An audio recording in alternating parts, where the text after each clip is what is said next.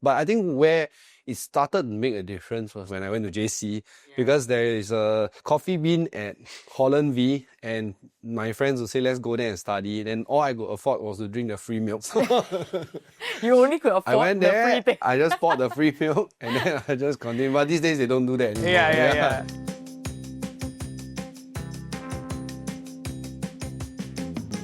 Hi, thanks for joining us on another episode of The Real Deal. Today I'm hanging out with someone who burst onto the scene for most of us in Singapore. We only started to see and hear more from you during GE 2025. Now it's a little bit past that time, so I thought it was a good opportunity to understand what the real deal is behind independent candidate and entrepreneur Jeremy Tan. So thanks for hanging out today. Hey, thanks for having me. Welcome to the show. You know, during the election period, I remember there were some very interesting stories as you're introducing yourself to voters, right? Because most of us didn't know you before then. You had to tell us a little bit about your background, who you are as a person. And I remember you made a joke about your upbringing. You said, nobody can unpoor me, which was very funny. Yeah.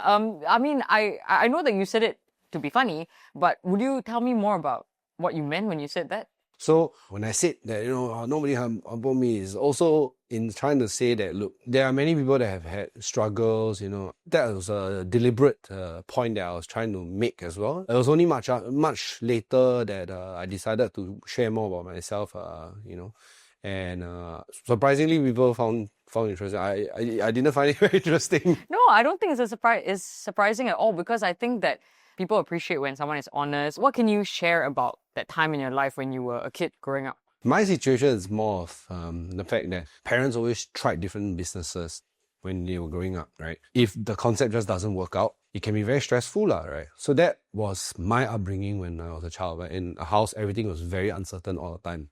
Because there was this one day whereby I was at home and my lights were off, and there was loan sharks that came over and then knocked and then rattled the doors and whatnot. It was one of those situations whereby we never had shoes outside the house just to ensure that we don't show that we are at home. There were also times when I could hear my dad over the phone shouting, because these loan sharks can be quite aggressive when they're not telling you nicely, They're shouting over, making demands, making you fearful, making you scared. Then you panic, and then they say some stuff, and obviously they say, hey, I saw him take the bus today and whatnot. So that was one instance. There was also, I think, another instance whereby my dad told me, like, hey, you take bus, right? You try to change up your bus route. Yeah, that period of time I was always on my toes. So Jeremy, when you're telling that story, right, as a kid, I would imagine that what should happen is that our parents' problems should stay our problems, right? But then in reality, that doesn't happen. How do you remember those business problems affecting you? It was actually easy for me growing up, going to a neighborhood school and finding common company. Friends, father, a taxi driver, would fetch us all in that old Toyota, the black and the yellow one. Yeah. I think those were the days that, like, if you see your friends commonly together and then, you don't feel so ostracized. But I think where it started to make a difference was when I went to JC, because there is a coffee bean at Holland V, and my friends would say, let's go there and study. Then all I could afford was to drink the free milk. You only could afford I went there, the free thing. I just bought the free milk, and then I just continued. But these days they don't do that anymore. Yeah. So that was how I kind of hung out with my friends. So after your time in primary, secondary school, you eventually made it to a JC that was pretty highly regarded. From what I understand, you didn't do any tuition, right? Yep. Yeah. So I think the fact that it was not an option at all was a little more comforting. I mean, you don't want to be caught in the middle whereby you are middle income and then you have to put that stress on your parents. I think I always looked up to seniors and I would ask them, can you pass me down your books? Because last time, TYSs can go for $60, $70, right? I didn't have that kind of money, so I'll just ask for it. From everything that you're saying, right, I hear so much maturity, as in maturity to go and bother to ask them questions, to study more, to ask your seniors for help. Where do you think the maturity comes from? Because not everybody has it at that age. It's like a very liberating way to study, because you are studying everything on your own pace. Honestly, life is structured, right? And the more we try to structure life, I think the more disappointment we get. Yeah, at least at the moment I realized it was unstructured learning. I could just do what I wanted to do, and I just applied that for JC and even university. I also carried that into the election because the way I had planned out the election, I didn't see why you would need that much money to run a successful campaign. Yeah, but that comes a lot from the way I grew up, which is everything secondhand. Everything is don't buy extra stuff, because you have more stuff, you have more mental clutter. Resourcefulness, like you were saying. There's the resourcefulness to that. That part to me is something that like was fortunately inculcated to me through the earlier years of my life. That is very interesting, yeah. But in case people are watching, they have heard that, you are an entrepreneur, but they don't know exactly how you made your money. So it's a mix of businesses that you had. You ran a custom mechanical keyboard store at some point. You rented out training rooms. So can I ask, from what I'm hearing, you grew up seeing your parents essentially face a lot of difficulties when it came to running businesses. So why not just go get a job? Why do business and potentially put yourself in harm's way as well? I think it's not granted that you immediately fear something when you see people falling before you, right? The first ever source of income for me was building computers within Sec 1 to Sec 4, built for my friends, get $50, and carry the whole thing from Sim Lim, walk from level 3 to 6, like go up, down, down, finally get it, spend half a day optimizing for price, deliver $50. Going from that, in being in university, when I had some money, I think it was in 2011 or 2012, being able to catch certain investments after the crash was quite helpful. So then I had some money to start a business in university. Because you're still in university, right? There's a feeling if I deplete my entire savings here, I can still go and find a corporate job, right? I was just running distribution operations across online, different people, stuff like that, right? Across countries as well. I started to realize that like, wow, actually the people in the US they're really remarkable. Like maybe my current fear is stopping me from becoming like them, right? The next step. The next step, right? So I'm starting to look at it that way. Have you heard of all these stories of people who win the lottery? The surprising story is that a lot of them lose that money. Did you have a period of time where you had to learn how to work with your money? Even from the time when I was doing my business and running entrepreneurial business, I could never really get a good sense and balance as to what I wanted to achieve because of this poverty mindset. I'll give you an example. I lost quite a bit of money in the tech bubble of 2021, right? So you see everything goes up. Or Datadog, Snowflake, you see every single thing go up, and you think, oh my God, maybe I should not have started my business. You start to panic, is it? You start to panic. And so then you don't know at what point in time in the cycle you are. And so you're moving things around maybe too much. There was a moment in your story, right, your personal journey. You have this huge buyout from Unilever. I'm sure that, internally you must have felt great. The money looks good. And then these things started to happen, right? Your dad and brother lost their jobs. At the same time, your mom contracted cancer, right? So all these financial troubles were now on you again. Would you tell me how you felt when all of that was happening? It definitely felt very frustrating. Being able to be in the situation when I was young helped me think more clearly about what to do when I was older. I think setting clear boundaries on what we're going to do as a family was important. So I set those rules in place. Obviously, disagreements were had in family because nobody wants to adjust lifestyle on somebody else's terms. Right. This mindset was given to me via my relatives, because when they assisted us when we were younger, it was always on the basis of you need to travel, so you easily need to have money. You need to have a telephone, and then you need the internet at home. So it's based on that. My relatives managed to carve out a budget and say, you all work with this. Right. So it's not just like full filial piety or whatever, where you just give money and you don't question. Yeah. I think it's very common for many Singaporeans to have this at home also. This idea of filial piety. I think this sandwich generation are the ones that really feel it. For people who are going through tough times, I mean, I hope they are able to find solace and be strong. Right? Yeah, but it's tough.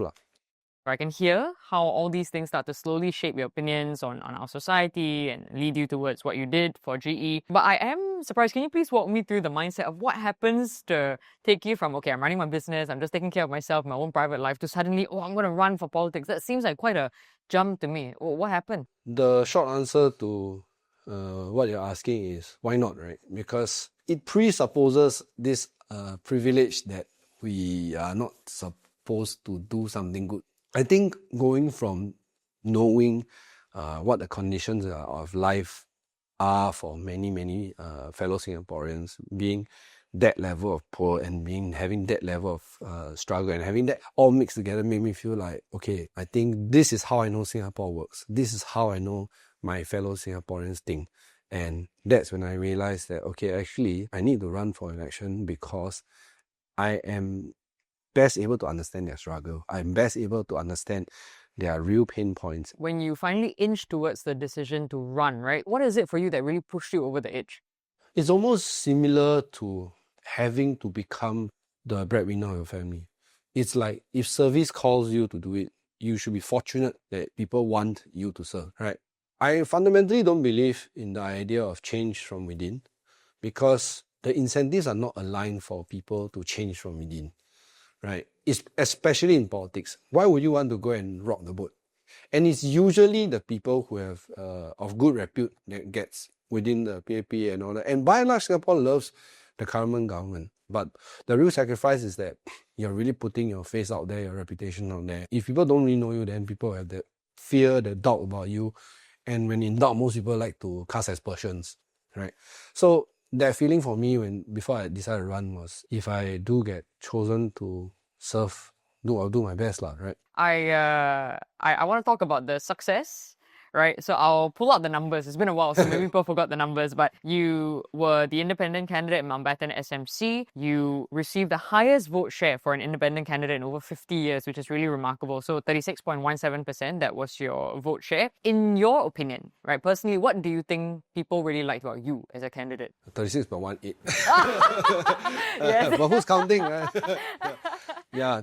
I try to have that election feeling, that election like heat, and also making sure my own personal calendar could be booked for house visit and call, and also doing all the podcasts, and also replying to everybody on Reddit, and then also replying to everybody on Hardware Zone. It's about completing the entire campaign process, from preparing the research, having balanced stance, and engaging people, and then producing materials, and then physically walking like I think 30+% of the HDBs by foot. Honestly, it's also like putting in the effort to write things out properly. You don't just say, oh, I'll get back to you shortly or whatever. And I think that is where I think people start to see, that's a very different, very unique, right? In that process, right, of actually talking to people in your neighborhood, what did you realize people were asking? The funny thing that most people fought over was when I mentioned this policy of putting pets on the train with a special license. Yeah.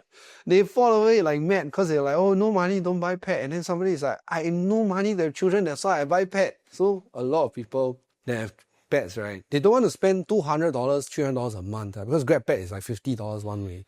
If you can just save on it with like a $40 pet pass or whatever on a weekend, I think it adds value. But there are so many things like that in Singapore that is like, you could achieve it, but if nobody goes out there and do the research and all this kind of thing, where the demand is coming from, right? Because nobody would have expected there was demand for such a thing.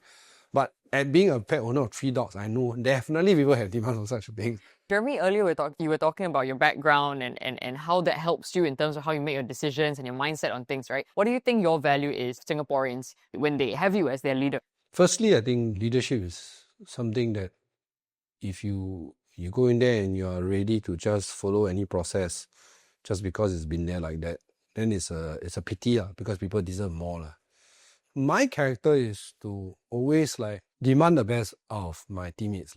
So I am harsh on myself, then I get that ability to be harsh on my teammates, but also be fair, right? So that's the way I see it in terms of politics. And that is, I think, very important. Otherwise, you don't have that moral authority. People will wonder why, right? Right. As we're moving on in the next 4 years to the next general election, as you're leading up to that, gigantic topic of conversation will be AI, right? And that will change so many things, from jobs to how people live and work and communicate with each other. So for you, how does that affect how you think Singapore should be run? I honestly feel that we might be a bit slow in setting population caps. It's very important to actually start saying we might be outsized in certain white-collar sectors. And I think that's the first thing we need to say. Our population, where are we over-indexed in? What kind of sector do we not want to attract anymore, right?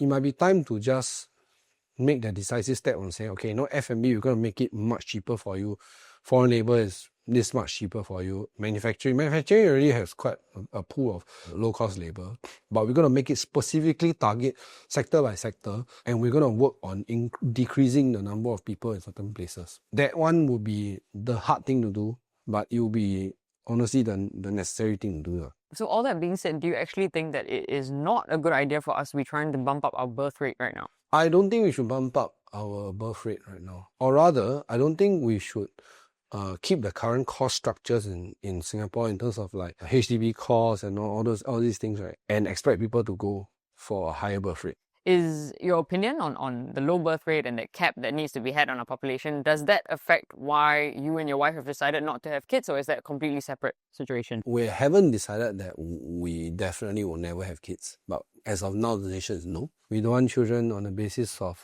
blind filial piety. If we do want children, we want children on the basis that the world will be a place that they can have dignity.